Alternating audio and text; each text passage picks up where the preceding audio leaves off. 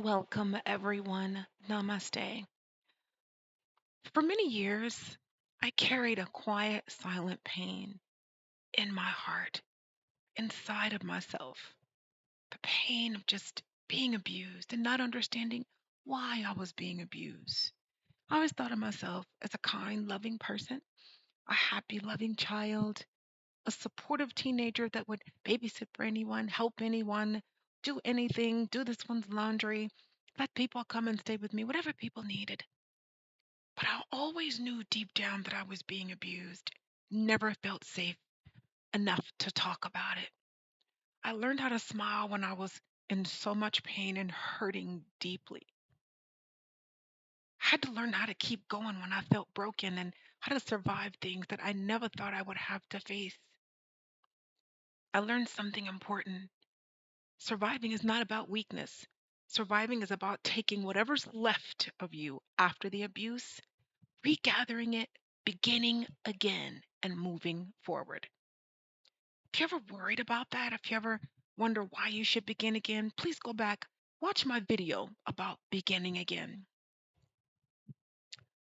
Surviving is proof that something inside of you refused to give up. Something inside of you refused to give up. There is hope after abuse. I'm going to share with you the top 5 things nobody tells you about surviving abuse. Number one, survival can look very, very silent.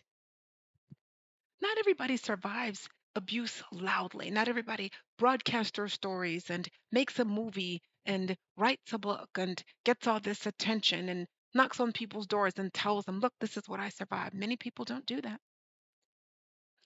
Many people survive waking up one more day. That's survival. Going to work after being abused. That's survival. Taking care of people, feeding them, putting a roof over their head, and yourself. That's survival. Making it through one more day after surviving the pain is survival. Number two, healing will start when you stop blaming yourself. You are not responsible for the vicious, angry actions of someone else against you. You can't make someone feel something. People choose their own behavior. That is the truth. If you're a survivor, you can blame yourself. You can carry a lot of shame for what happened to you, but you have to keep it in the forefront that what happened to you was not your fault. You cannot blame yourself. And you carry shame for things that never belonged to you.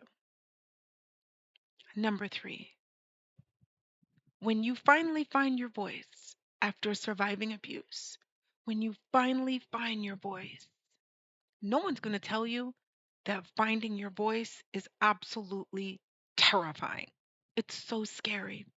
Because when you find your voice, now you're going to speak your truth. If you speak your truth is being spoken after you probably have been silenced. So it's going to take incredible courage for you to speak your truth and tell what's been done to you, what may be happening to others, and what you've survived. Some people are going to want you to be quiet and not speak your truth. So just know that finding your voice and speaking your truth can be terrifying. Number four, leaving the situation does not mean that your direction, where you're going, has to always be painful. It doesn't mean the pain goes away right away.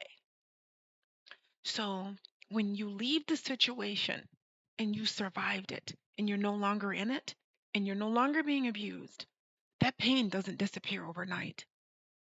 Your body and your brain need an incredible amount of time, and your body and your brain chooses the time that it needs to heal. There's going to be a recovery process for healing so that you know that what happened doesn't define your future. It's in your past, but that situation is behind you but it doesn't mean you're going to heal overnight. Number five,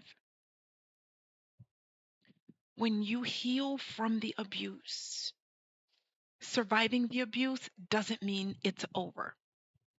Once you survive from abuse, you now have to think about how you're going to rewrite your future. How do you rewrite your future now? Because there really is no ending. As long as you're waking up one more day and you've got the courage to make it one more day, that's another day that your narrative gets to be displayed. And you get to decide, I'm going to heal one more day. Tomorrow, I'm going to heal for 5 minutes. Friday, I'm going to heal for an hour. Sunday, I'm going to heal for 2 minutes.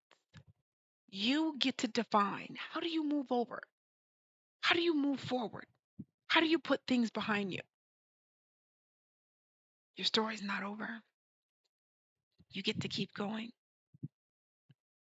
Those are 5 things nobody really tells you about surviving abuse. Namaste, everyone.